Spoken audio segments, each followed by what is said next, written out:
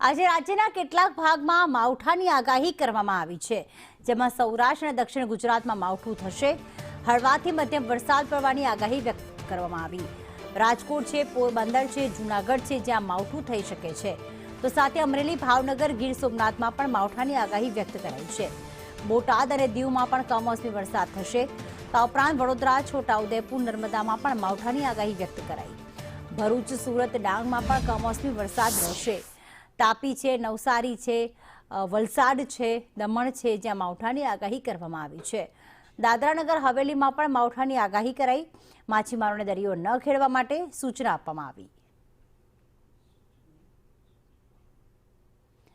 તો અલગ અલગ જગ્યાએ આજે માવઠું થઈ શકે છે, જેમાં ખાસ કરીને દક્ષિણ ગુજરાત અને સૌરાષ્ટ્રના જિલ્લાઓનો સમાવેશ થાય છે. જૂનાગઢ છે, પોરબંદર છે, ભાવનગર છે, અમરેલી છે કે જ્યાં કમોસમી વરસાદ વરસી શકે છે.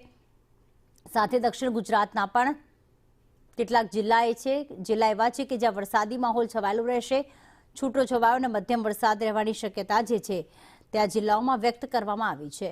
આ ઉપરાંત આણંદમાં પણ આજે માવઠું થઈ શકે છે, મહીસાગરમાં પણ માવઠું થઈ શકે છે એવી આગાહી કરવામાં આવી છે. પંચમહાલમાં પણ આજે વરસાદી માહોલ રહી શકે છે.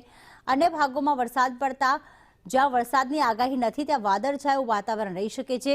એટલે કે એવું કહી શકાય કે અત્યારે શિયાળાનો સમય છે. સાંજના સમય, રાતના સમય ક્યાંક થોડુંક ઠંડીની શરૂઆત થઈ હોય તેવું લાગતું હોય છે ને એવા સમયે જો વરસાદ પડશે તો ઠંડીના પ્રમાણમાં વધારો પણ થશે અને આ કમોસમી વરસાદના કારણે શિયાળુ પાકને પણ નુકસાન.